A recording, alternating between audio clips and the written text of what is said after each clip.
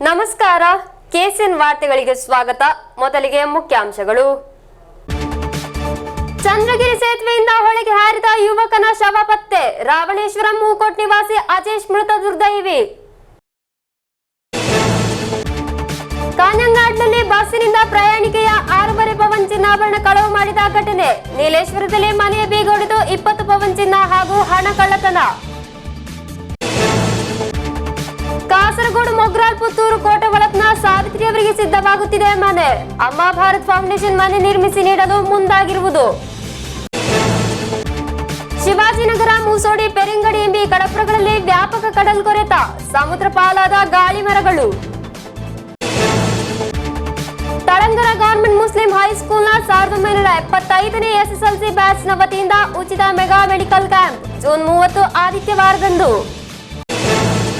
ವಾರ್ತೆಗಳು ವಿವರವಾಗಿ. ಕಾಸರಗೋಡು ಚಂದ್ರಗಿರಿ ಸೇತುವೆಯಿಂದ ಹೊಳೆಗೆ ಹಾರಿದ ಯುವಕನ ಶವ ಪತ್ತೆ ಮಾಡಲಾಗಿದೆ. ರಾವಣೇಶ್ವರ ಮೂಕೋಟ್ ನಿವಾಸಿ ಅಜೇಶ್ ಆಗಿದ್ದಾರೆ. ಗುರುವಾರ ಸಾಯಂಕಾಲ ಹೊಳೆಗೆ ಹಾರಿರುವುದು. ಚೆಂಬರಿಕ ಕಲ್ಲಂವಳಪ್ನ ಕಡಪುರದಲ್ಲಿ ಮೃತದೇಹ ಪತ್ತೆ ಮಾಡಲಾಗಿರುವುದು. ಸ್ನೇಹಿತನಿಗೆ ವಾಟ್ಸ್ಆಪ್ ಸಂದೇಶ ಕಳಿಸಿದ ನಂತರ ಈತ ಹೊಳೆಗೆ ಹಾರಿರುವುದು. ಈತನ ಸ್ಕೂಟರ್ ಸ್ಥಳದಲ್ಲಿ ಪತ್ತೆ ಮಾಡಲಾಗಿತ್ತು. ಕಾಸರಗೋಡು ಜಿಲ್ಲೆಯನ್ನು ಕೇಂದ್ರೀಕರಿಸಿ ಕಳ್ಳತನ ತಂಡಗಳು ಹೆಚ್ಚಾಗುತ್ತಿವೆ. ಕಾಂಜಂಗಾಡ್ನಲ್ಲಿ ಬಸ್ಸಿನಿಂದ ಪ್ರಯಾಣಿಕೆಯ 6.5 ಪವನ್ ಚಿನ್ನಾಭರಣ ಕಳವು ಮಾಡಲಾಗಿದೆ. ನೀಲೇಶ್ವರದಲ್ಲಿ ಮನೆಯ ಬೀಗ ಹೊಡೆದು 20 ಪವನ್ ಚಿನ್ನ ಹಾಗೂ ಹಣ ಕಳ್ಳತನ ಮಾಡಲಾಗಿದೆ.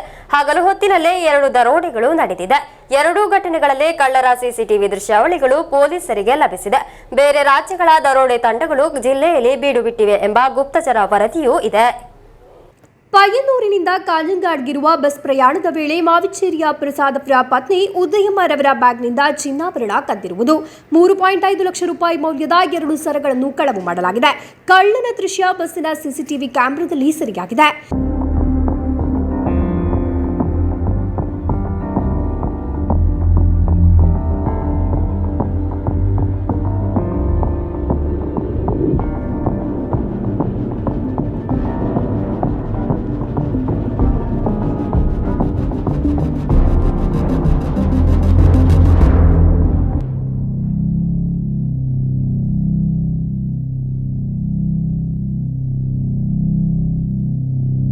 ಯುವತಿಯ ಬ್ಯಾಗ್ನಿಂದ ಸರಗಳನ್ನು ತೆಗೆಯುತ್ತಿರುವ ದೃಶ್ಯಾವಳಿಗಳು ಪತ್ತೆಯಾಗಿರುವುದು. ಆದರೆ ದರೋಡೆ ಮಾಡಿದ ಮಹಿಳೆಯ ದೃಶ್ಯ ಸ್ಪಷ್ಟವಾಗಿಲ್ಲ. ಹೊಸದುರ್ಗ ಪೊಲೀಸರು ಪ್ರಕರಣ ದಾಖಲಿಸಿಕೊಂಡು ತನಿಖೆ ಆರಂಭಿಸಿದ್ದಾರೆ. ನೀಲೇಶ್ವರ ಜರಪುರದಲ್ಲಿ ಹಾಡು ಹಗಲೇ ಮನೆಯ ಬೀಗ ಹೊಡೆದು 20 ಪವನ್ ಚಿನ್ನ ಹಾಗೂ 10,000 ರೂಪಾಯಿ ಕಳ್ಳತನ ಮಾಡಲಾಗಿದೆ. ಆಟೋ ರಿಕ್ಷಾ ಚಾಲಕರ ಒಕ್ಕೂಟ ನೀಲೇಶ್ವರ ಏರಿಯಾ ಕಾರ್ಯದರ್ಶಿ OV ರವೀಂದ್ರನ್ ಅವರ ಮನೆಯಲ್ಲಾಗಿದೆ ದರೋಡೆ ನಡೆದಿರುವುದು. ಘಟನೆಯ ಸಿಸಿಟಿವಿ ದೃಶ್ಯಾವಳಿಗಳನ್ನು ಕೇಂದ್ರೀಕರಿಸಿ ನಡೆಸಿದ ತನಿಖೆಯಲ್ಲಿ ಆರೋಪಿ ಕೊಟ್ಟಾರಕರ ನಿವಾಸಿ ಅಭಿರಾಜ್ನನ್ನು ಕಲ್ಲಿಕೋಟೆಯಿಂದ ನೀಲೇಶ್ವರ ಪೊಲೀಸರು ವಶಕ್ಕೆ ಪಡೆದಿದ್ದಾರೆ. ಕಳ್ಳನ ಸ್ಪಷ್ಟ ಚಿತ್ರಣ ಸಿಸಿಟಿವಿಯಲ್ಲಿ ಸೆರೆಯಾಗಿದೆ. ಇದು ಆರೋಪಿಯನ್ನು ಹಿಡಿಯಲು ಪೊಲೀಸರಿಗೆ ನೆರವಾಯಿತು. ಕದ್ದ ಚಿನ್ನ ಮತ್ತು ಹಣವನ್ನು ಪೊಲೀಸರು ವಶಪಡಿಸಿಕೊಂಡಿದ್ದಾರೆ. ತಿರುವನಂತಪುರದಲ್ಲಿರುವ ಮೃಗ ಸಂರಕ್ಷಣಾ ಇಲಾಖೆಯ ಪ್ರಧಾನ ಕಚೇರಿಯಲ್ಲಿ ಕೆಲಸ ಮಾಡುತ್ತಿರುವ ರವೀಂದ್ರನವರ ಪುತ್ರಿ ರಮ್ಯಾರವರ ಚಿನ್ನಾಭರಣಗಳು ಕಪಾಟ್ನಲ್ಲಿತ್ತು. ಕಾಸರಗೋಡು ಜಿಲ್ಲೆಯನ್ನು ಕೇಂದ್ರವಾಗಿಟ್ಟುಕೊಂಡು ಬೇರೆ ರಾಜ್ಯಗಳು ಸೇರಿದಂತೆ ದೊಡ್ಡ ದರೋಡೆ ತಂಡಗಳು ಬೀಡು ಬಿಟ್ಟಿವೆ ಎಂಬುದು ಗುಪ್ತಚರ ವರದಿ. ಅಪರಿಚಿತರನ್ನು ಕಂಡರೆ ಪೊಲೀಸರಿಗೆ ಮಾಹಿತಿ ನೀಡಬೇಕು. ಆಭರಣಗಳನ್ನು ಧರಿಸಿ ಹೊರಬರುವಾಗ ಜಾಗೃತರಾಗಿರಬೇಕು ಎಂಬುದು ಪೊಲೀಸರ ಎಚ್ಚರಿಕೆ. ಕಳೆದ ದಿನ ಮಂಜೇಶ್ವರ ತಿರುಕರಿಪುರದಲ್ಲಿ ಮನೆಗಳ ಬೀಗ ಹೊಡೆದು ಚಿನ್ನಾಭರಣ ಹಣ ದೋಚಲಾಗಿತ್ತು. ಒಂದು ತಿಂಗಳಲ್ಲೇ ವಿವಿಧ ಠಾಣೆಗಳಲ್ಲಿ 10ಕ್ಕೂ ಹೆಚ್ಚು ದರೋಡೆ ಪ್ರಕರಣಗಳು ದಾಖಲಾಗಿವೆ. News bureau, Kasaragod. ಲೈಫ್ ಯೋಜನೆಯಲ್ಲಿ ಸೇರಿಸಲಾಗಿದೆ ಎಂದು ತಿಳಿಸಿದ ಹಿನ್ನೆಲೆಯಲ್ಲಿ ವಾಸಿಸುತ್ತಿದ್ದ ಮನೆಯನ್ನು ಕೆಡವಿ ನಡುಹಾದಿಗೆ ಬಂದ ಕಾಸರಗೋಡು ಮೊಗ್ರಾಲ್ ಪುತ್ತೂರು ಕೋಟವಲಪ್ನ ಸಾವಿತ್ರಿ ಅವರಿಗೆ ಮನೆ ಸಿದ್ಧವಾಗುತ್ತಿದೆ. ದಾಖಲೆಗಳನ್ನು ವಾಪಸ್ಸು ಪಡೆಯಲು ಬಂದ ಸಾವಿತ್ರಿ ಅವರನ್ನು ವಿಇಒ ಕೂಡಿ ಹಾಕಿರುವುದು ಸುದ್ದಿಯಾಗಿತ್ತು. ಇದನ್ನು ಗಮನಿಸಿದ ಅಮ್ಮ ಭಾರತ್ ಫೌಂಡೇಶನ್ ಮನೆ ನಿರ್ಮಿಸಿ ನೀಡಲು ಮುಂದಾಗಿದೆ.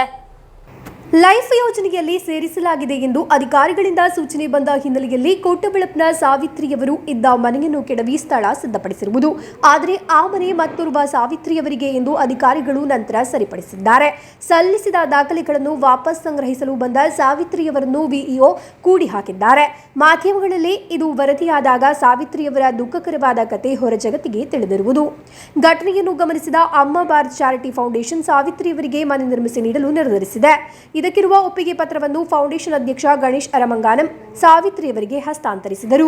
വളരെ ദയനീയം തോന്നി. കാരണം ആ വീട് ഇല്ലാത്തതിനപ്പുറം 2 കുട്ടികൾ, എൻഡോസൾഫാൻ വ്യക്തിമായ ഒരു കുട്ടിയും മാനസിക വൈകല്യമുള്ള മറ്റൊരു കുട്ടിയുമുള്ള സാവിത്രി കുടുംബത്തിൻ്റെ അവസ്ഥ വളരെ ദയനീയമായിരുന്നു. ഈ ആരോഗ്യ മേഖലയിൽ കഴിഞ്ഞ 5 വർഷക്കാലമായി പ്രവർത്തിക്കുന്ന ഒരു വ്യക്തി എന്ന നിലയിൽ അത് നമുക്ക് ഏറ്റവും വിഷമമുണ്ടാക്കിയ സംഭവമാണ്. അപ്പോൾ അവർ പറഞ്ഞു എന്തെങ്കിലും സഹായിക്കണം എന്ന് പറഞ്ഞപ്പോൾ നമ്മൾ പറഞ്ഞു നിങ്ങൾ നിങ്ങളുടെ തൊട്ട് പരിസരത്തുള്ള സംഘടനകളൊക്കെ ചോദിച്ചിട്ട് 2 ദിവസം കൊണ്ട് മറുപടി പറയുമെന്ന് പറഞ്ഞു. 2 ദിവസം കഴിഞ്ഞപ്പോൾ പ്രമീള വിളിച്ചു പറഞ്ഞു ഇല്ല വേറെ ആരും ഒന്നിനും തയ്യാറായിട്ടില്ല. ആ ഒരു സാഹചര്യത്തിലാണ് അമ്മ ഭാരത് ചാരിറ്റബിൾ ഫൗണ്ടേഷൻ ഇവർക്കൊരു വീട് നിർമ്മിച്ച് നൽകാൻ തീരുമാനമെടുക്കുകയും ബഹുമാനപ്പെട്ട ജനറൽ സെക്രട്ടറി ഗണേഷ് മാവിനെക്കൊട്ടേയും സംസാരിച്ചതിന് ശേഷം നമ്മൾ ആ സംഭവം ഇവരെ അറിയിക്കുകയും ചെയ്തു. അതിൻ്റെ സമ്മത പത്രമാണ് ഇവിടെ കൈമാറിയിട്ടുള്ളത്. വളരെ പെട്ടെന്ന് ഒരു 6 മാസക്കാലം കൊണ്ട് നമുക്ക് അവർക്കൊരു വീട് അടച്ചുറപ്പുള്ളൊരു വീട് നിർമ്മിച്ചു കൊടുക്കാൻ പറ്റും. അതിന് ഈ നാട്ടിലെ സാമൂഹിക സാംസ്കാരിക മേഖലയിൽ പ്രവർത്തിക്കുന്ന ജീവകാരുണ്യ മേഖലയിൽ പ്രവർത്തിക്കുന്ന വ്യക്തികൾ സഹായിക്കുമെന്ന് ഉറപ്പ് നമ്മുടെ സലീമിനെ പോലുള്ള ആൾക്കാർ ഇപ്പോൾ തന്നെ അതിന് വേണ്ട വാഗ്ദാനങ്ങൾ നൽകി കഴിഞ്ഞു. അപ്പോൾ എല്ലാവരും അതുപോലെ തീയ മഹാസഭയും ഇതിൻ്റെ കൂടെ ഉണ്ടാവും. അതോടൊപ്പം ഇത്രയും വലിയ നമുക്ക് സാക്ഷര കേരളത്തിന് അപമാനകരമായ ഒരു വാർത്തയാണ് നമ്മൾ കേട്ടത്. ഒരു ഓഫീസ് മുറിയിൽ അതിൻ്റെ അപേക്ഷ അല്ലെങ്കിൽ അതിൻ്റെ ഡോക്യുമെൻറ്റ്സ് ചോദിച്ചപ്പോൾ അടച്ചിട്ട സംഭവമൊക്കെ. അപ്പോൾ അതിനെതിരെ ഹൈക്കോടതിയിൽ റിട്ട് കൊടുക്കാൻ പോവുകയാണ്. തീയ മഹാസഭ നേതൃത്വം കൊടുത്തുകൊണ്ട് സാവിത്രിക്കും കുടുംബത്തിന് നീതി ലഭിക്കുവാൻ വേണ്ടിയിട്ടുള്ള ഒരു നിയമ പോരാട്ടത്തിന് തീയ മഹാസഭ ಮುನ್ನಿಟ್ಟರಂಗಂ ಅದಕ್ಕೆ ನಡೆವಳಿಕೆಗಳು ಆರಂಭಿಸಿട്ടുണ്ട്. ಸುಭದ್ರವಾದ ಮನೆ ಸಿಗುತ್ತದೆ ಎಂಬ ಸಂತೋಷದಲ್ಲಿದ್ದಾರೆ ಸಾವಿತ್ರಿ. വീട് ഞങ്ങൾക്ക് പട്ടനാക്കി തന്നെങ്കിൽ മതി. സന്തോഷം. ഒരു വർഷമായിട്ട് ഞാൻ കൊടുക്കാത്ത പരാതികളില്ല. എല്ലായിടത്തും ഞാൻ പരാതി കൊടുത്തിട്ടുണ്ട്. ഇതുവരെ അതിന് ഒരു മറുപടി എനിക്ക് ലഭിച്ചിട്ടില്ല. പിന്നെ അവസാനമായിട്ടും ലൈഫ് മിഷൻ മാഡം പറഞ്ഞു നിങ്ങൾ പരാതി കൊടുത്തതല്ലേ, നിങ്ങൾ കൊടുത്ത രേഖകളെല്ലാം തിരിച്ചു വാങ്ങണം. അങ്ങനെ ഞാൻ രേഖകൾ തിരിച്ചു വാങ്ങാൻ പോയിട്ടാകുമ്പോൾ എൻ്റെ അമ്മേനെ അതിനകത്ത് അയാൾ പൂട്ടിയിട്ടു.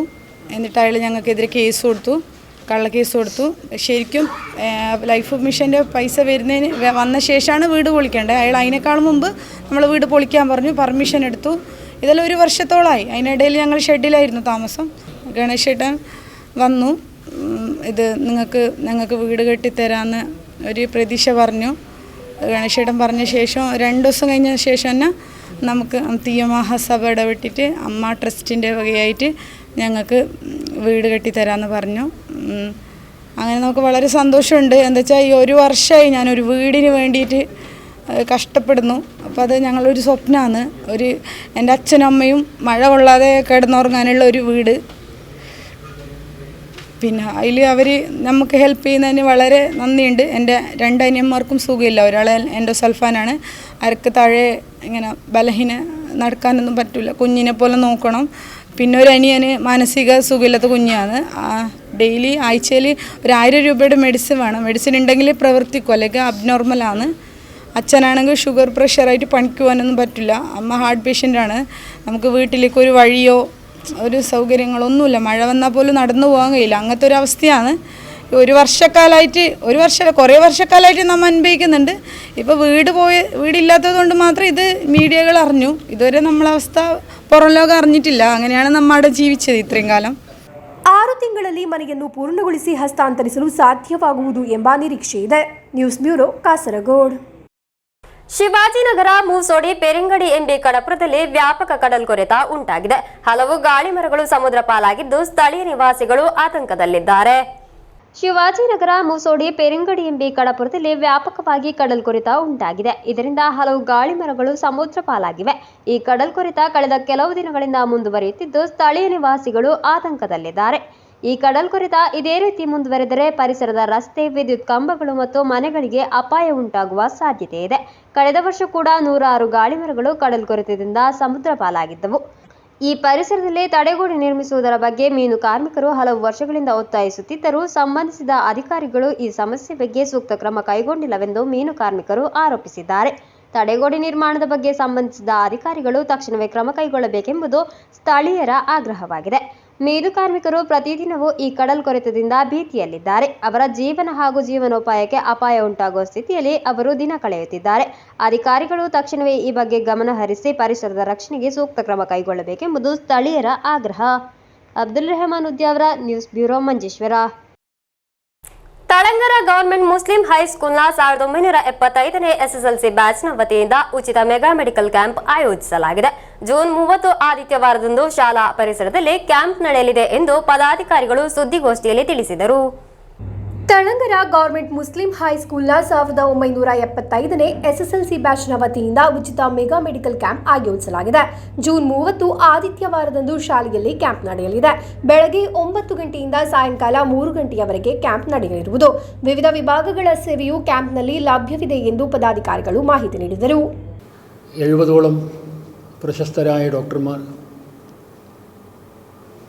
5000-ഓളം പേഷ്യൻസ്, ഏകദേശം 4000-ലധികം പേര് ഇതിനകം തന്നെ രജിസ്റ്റർ ചെയ്ത് കഴിഞ്ഞിട്ടുണ്ട്.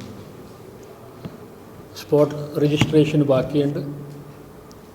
ഏകദേശം 5000 പേഷ്യൻസിന് നമ്മൾ പ്രതീക്ഷിക്കുന്നുണ്ട്. അപ്പോൾ 5000 പേഷ്യൻസിന് ഉൾക്കൊള്ളാൻ വേണ്ടി എന്തൊക്കെ ആവശ്യമുണ്ടോ ക്രമീകരണങ്ങൾ, അതൊക്കെ തകൃതിയായി നടന്നു വരികയാണ്. അതോടൊപ്പം തന്നെ സമൂഹത്തിൽ ഒറ്റപ്പെട്ടു പോവാതിരിക്കാൻ വേണ്ടി ഇതൊരു ക്രിയാത്മകമായ കൂട്ടായ്മയാണ്. 1975 മുസ്ലിം ഹൈസ്കൂളിൽ ഒന്നിച്ച് പഠിച്ച കുട്ടികൾ 2024 അതേ ചങ്ങാത്തത്തോടുകൂടി, അതേ സൗഹൃദത്തോടുകൂടി, അതേ കുസൃതിയോടുകൂടി സമൂഹത്തിന് മുന്നിൽ നിന്നുകൊണ്ട് അവർക്ക് നമ്മളൊക്കെ എന്ത് ചെയ്യാൻ വേണ്ടി പറ്റും എന്നിപ്പോഴും ഞങ്ങൾ ചിന്തിച്ചുകൊണ്ടിരിക്കുക. We are all about 65 years age. ಸುದ್ದಿಗೋಷ್ಠಿಯಲ್ಲಿ ಶಮೀರ್, ಟಿಎ ಖಾಲಿದ್, ಮುಸ್ತಾಫಾ, ಕಬೀರ್, PM ಮಜೀದ್, ಶಮೀರ್ ಮುಂತಾದವರು ಉಪಸ್ಥಿತರಿದ್ದರು. News bureau, Kasaragod. ಕಾಸರಗೋಡು ಕೋಟೆ ಶ್ರೀ ಆಂಜನೇಯ ಕ್ಷೇತ್ರದ ಟ್ರಸ್ಟಿ ಹಾಗೂ ನಿವೃತ್ತ ವಿಲೇಜ್ ಆಫೀಸರ್ ಆದ ನೆಲ್ಲಿಕುಂದ್ ನಿವಾಸಿ ಸತ್ಯನಾರಾಯಣ ಅಗಿತಾಯ ನಿಧನರಾದರು. ಖ್ಯಾತ ವಾಸ್ತುತಜ್ಞ ದಿವಂಗತ ರಾಮ ಅಗಿತಾಯರವರ ಪುತ್ರ, ಪತ್ನಿ ಅನುರಾಧ, ಸುಪ್ರಿಯಾ, ಶ್ರೀದೇವಿ, ದಿವ್ಯಲಕ್ಷ್ಮಿ, ಅಶ್ವಿನಿ ಮಕ್ಕಳು.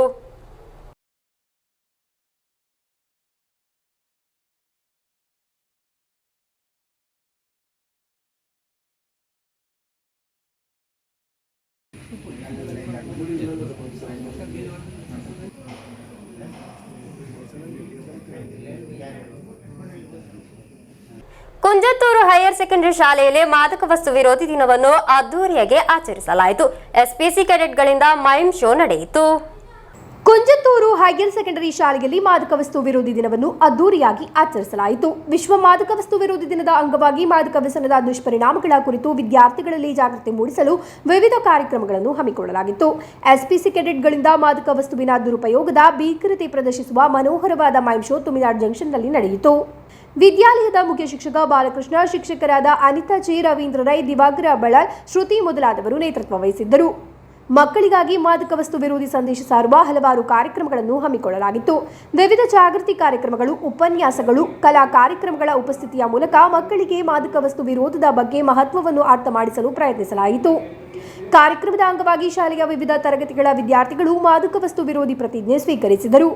ಮಾದಕ ವಸ್ತುಗಳ ಸೇವನೆಯಿಂದ ಕುಟುಂಬ ಹಾಗೂ ಸಮಾಜದ ಮೇಲಾಗುವ ದುಷ್ಪರಿಣಾಮಗಳನ್ನು ಉಪನ್ಯಾಸಕರು ವಿವರಿಸಿದರು.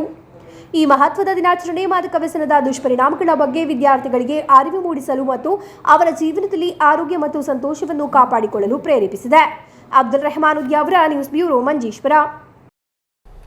ಇಸಾಬ್ ಸಹಕಾರಿ ಕಣ್ಣೂರು ಕ್ಲಸ್ಟರ್ ಕಾಸರಗೋಡು ವಿಭಾಗದ ಪಟ್ಲ ಶಾಖೆಯ ಆಶ್ರಯದಲ್ಲಿ ಮಾದಕ ದ್ರವ್ಯ ವಿರೋಧಿ ದಿನದ ಅಂಗವಾಗಿ ಮಾದಕ ದ್ರವ್ಯ ವಿರೋಧಿ ಜಾಗೃತಿ ತರಗತಿಯನ್ನು ಆಯೋಜಿಸಲಾಯಿತು. ಮೊಗ್ರಾಲ್ ಸರ್ಕಾರಿ ವೊಕೇಶನಲ್ ಹೈಯರ್ ಸೆಕೆಂಡರಿ ಶಾಲೆಯ ಮಾದಕ ವಸ್ತು ವಿರೋಧಿ ಕ್ಲಬ್ನ ಮಕ್ಕಳಿಗಾಗಿದೆ ಜಾಗೃತಿ ತರಗತಿ ಆಯೋಜಿಸಿರುವುದು. ಇಸಾಬ್ ಸಹಕಾರಿ ಕಣ್ಣೂರು ಕ್ಲಸ್ಟರ್ ಕಾಸರಗೋಡು ವಿಭಾಗದ ಪಟ್ಲ ಶಾಖೆಯ ಆಶ್ರಯದಲ್ಲಿ ಮಾದಕ ದ್ರವ್ಯ ವಿರೋಧಿ ದಿನದ ಅಂಗವಾಗಿ ಮೊಗ್ರಾಲ್ ಸರ್ಕಾರಿ ವೊಕೇಶನಲ್ ಹೈಯರ್ ಸೆಕೆಂಡರಿ ಶಾಲೆಯ ಮಾದಕ ವಸ್ತು ವಿರೋಧಿ ಕ್ಲಬ್ನ ಮಕ್ಕಳಿಗೆ ಮಾದಕ ದ್ರವ್ಯ ವಿರೋಧಿ ಜಾಗೃತಿ ತರಗತಿಯನ್ನು ಆಯೋಜಿಸಲಾಯಿತು. കാഞ്ഞങ്ങാട് ಕಂಟ್ರೋಲ್ ರೂಮ್ ಹಿರಿಯ ಸಿವಿಲ್ ಪೊಲೀಸ್ ಅಧಿಕಾರಿ ಸುರೇಶನ್ ಕಾನಂ ತರಗತಿ ನಡೆಸಿಕೊಟ್ಟರು. ഇവിടെ ഇറങ്ങി പോകുമ്പോൾ തന്നെ 5 രൂപ കൊടുത്തിട്ട് ലേസ് എന്ന് പറഞ്ഞ സാധനം വാങ്ങാറുണ്ട്, കുർക്കുറെ വാങ്ങാറുണ്ട്, ബിങ്കോ വാങ്ങാറുണ്ട്. വാങ്ങുന്നില്ലേ? വാങ്ങാത്തവരായിരിക്കും ഒരുപക്ഷെ കുറെ ആൾക്കാർ, പക്ഷെ വാങ്ങുന്നവർ അവരാണ്. അപ്പുറവും ഇപ്പുറവും നോക്കിയിട്ട് വാങ്ങുന്നുണ്ട് എന്ന് ഞാൻ പറഞ്ഞത്. അപ്പൊ നിങ്ങൾ ചോദിക്കും, എന്താ അതിന്റെ പ്രശ്നം? 1-ാം നമ്പർ വിഷമയമായ സാധനം, 1-ാം നമ്പർ വിഷമയമായ സാധനമാണ് ആ പാക്കറ്റിൽ അടങ്ങിയിട്ടുള്ളത്. ഇത് വാങ്ങിക്കഴിച്ചു കഴിഞ്ഞാൽ ഞാൻ എഴുതി ഒപ്പിട്ട് തരാം, ഒരു 10-18 വയസ്സിനുള്ളിൽ നിങ്ങൾക്ക് നന്നായിട്ടുള്ള പ്രഷർ രോഗം വന്നിട്ട് നിങ്ങൾ അതിൽ വീണു പോകും.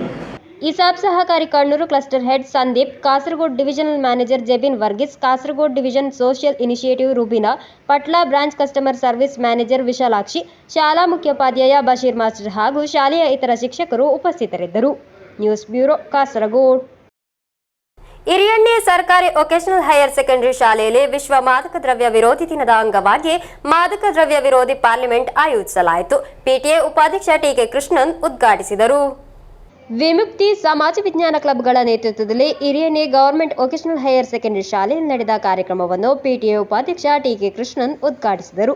ಮದರ್ ಪಿಟಿಎ ಅಧ್ಯಕ್ಷೆ ಅನಿಮಾ ಅನಿಲ್, ಮುಖ್ಯ ಶಿಕ್ಷಕ AM Abdul Salam, K Minesh Babu, C Shanthakumari ಉಪಸ್ಥಿತರಿದ್ದರು. ಶ್ರೇಯಾ ಪೀತಾಂಬರನ್, ಪ್ರೀತಿಕಾ ಬಾಲಕೃಷ್ಣನ್, ನೇಹಾ ಎಂಬಿವರು ಕಾರ್ಯಕ್ರಮದ ನೇತೃತ್ವ ವಹಿಸಿದ್ದರು.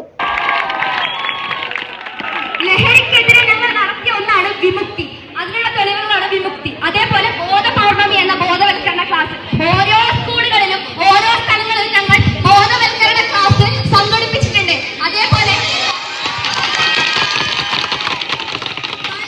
News bureau, Kasaragod. ನೆಲ್ಲಿಕುಂದ್ ಅನ್ವರುಲ್ ಉಲಮಾ ಎಯುಪಿ ಶಾಲೆಯಲ್ಲಿ ವಿವಿಧ ಕಾರ್ಯಕ್ರಮಗಳೊಂದಿಗೆ ಮಾದಕ ದ್ರವ್ಯ ವಿರೋಧಿ ದಿನಾಚರಣೆಯನ್ನು ಆಯೋಜಿಸಲಾಯಿತು. ಮಾದಕ ದ್ರವ್ಯ ವಿರೋಧಿ ಜಾಗೃತಿ ಅಂಗವಾಗಿ ಆಯೋಜಿಸಿದ ಗುಂಪು ಓಟ ಹಾಗೂ ತರಗತಿ ಗಮನಾರ್ಹವಾಯಿತು. ಮಾದಕ ದ್ರವ್ಯ ವಿರೋಧಿ ದಿನದಂದು ನೆಲ್ಲಿಕುಂದ್ ಅನ್ವರುಲ್ ಉಲಮಾ ಎಯುಪಿ ಶಾಲೆಯು ಮಾದಕ ದ್ರವ್ಯ ವಿರೋಧಿ ಜಾಗೃತಿ ಅಭಿಯಾನದ ಅಂಗವಾಗಿ ಗುಂಪು ಓಟ ಮತ್ತು ತರಗತಿಯನ್ನು ಆಯೋಜಿಸಿತು.